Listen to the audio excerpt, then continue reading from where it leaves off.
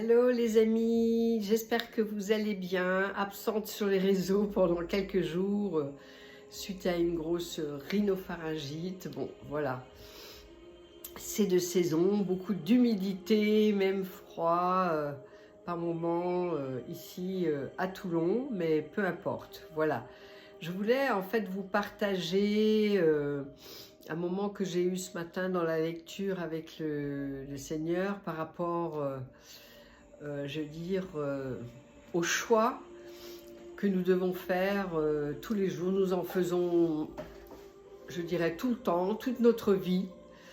Dans la parole, il est dit, je mets devant toi deux chemins, la vie, la bénédiction. La malédiction choisit la vie, et bien évidemment, c'est le chemin le plus sûr, mais c'est un chemin avec Dieu. Donc ma lecture de ce matin, c'était que le choix nous appartient. Donc choisissez aujourd'hui qui vous voulez servir. Choisir de se ranger du côté de la parole de Dieu est un défi permanent. Ce n'est pas quelque chose que l'on fait une fois pour toutes. Il s'agit d'une décision que l'on doit renouveler constamment. La décision de croire et d'agir selon la parole de Dieu, quelles que soient les circonstances.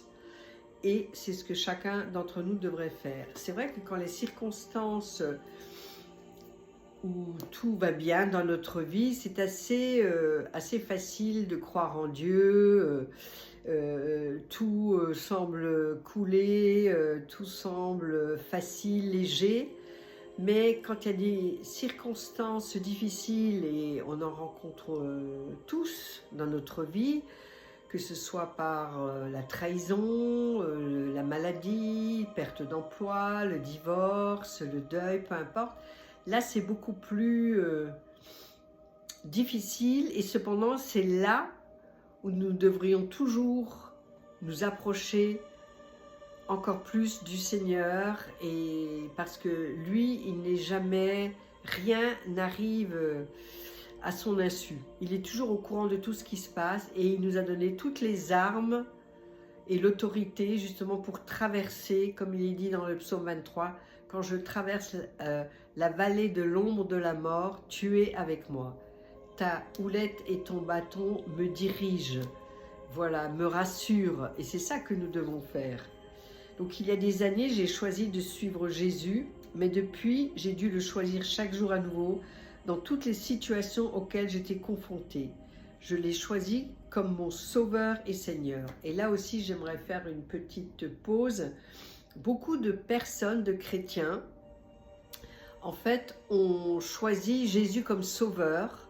Ils ont fait une conversion de plus de besoins parce que, voilà, et effectivement, choisir Jésus, c'est choisir la vie éternelle, c'est choisir le paradis, mais pas l'enfer. Oui, mais c'est pas ça, en fait, être un vrai chrétien. Un vrai chrétien, il passe par la nouvelle naissance, c'est-à-dire qu'il choisit Jésus comme étant son sauveur, mais comme son Seigneur.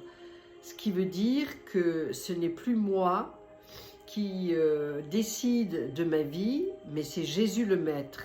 C'est comme par exemple dans une voiture, il y a le conducteur, il peut y avoir un passager. Là, moi, je vais être la passagère et c'est Jésus qui va conduire le véhicule parce que lui, il sait où il veut m'emmener, il sait ce qui est bien pour moi, il connaît exact, il me connaît parfaitement, moi-même je ne me connaîtrai jamais, donc parce qu'il m'aime, il va m'emmener là où je vais être bien, là où je vais être dans la plénitude, là où je vais pouvoir accomplir ma destinée. Et c'est ça en fait le bon choix que nous devons faire. Et pour faire ce bon choix, il faut être chaque jour connecté avec lui par la parole, la prière, la louange, l'adoration, et ça tous les jours. Il semblerait qu'il y a comment dire, des statistiques qui disent qu'il n'y a que 17% de chrétiens qui lisent la Bible. Vous vous rendez compte? 17%. Or la Bible, on l'appelle la Bible, mais c'est la parole de Dieu. La parole de Dieu, c'est quelque chose de vivant, c'est la nourriture pour notre âme. Nous ne pouvons pas vivre sans nourrir notre corps, et notre âme a besoin d'être nourrie. Et si nous ne la nourrissons pas avec la parole, elle va se dessécher, elle va toujours vivre dans le passé, elle va être triste, notre vie ne va pas être dans la joie, dans la plénitude. Et pourtant, c'est ce que Dieu veut. Dieu nous aime tellement, il veut que nous ayons la meilleure vie sur terre. Alors nous devons choisir vraiment le Seigneur chaque jour. Et si vous ne connaissez pas encore ce livre, Le triomphe de la foi de Kenneth Copeland, moi ça fait plus de 10 ans et chaque année je le reprends parce que chaque jour il y a une exhortation qui est tirée d'un verset de la parole et qui est ensuite vraiment expliquée, et c'est très encourageant.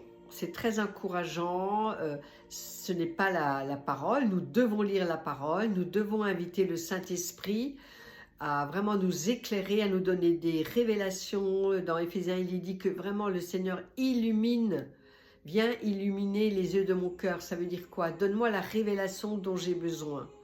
Et c'est très important pour rester sur ce chemin. C'est très important d'être dans cette intimité avec le Seigneur. Et là, ça va vraiment nous remplir, ça va nous donner un vrai sens à notre vie.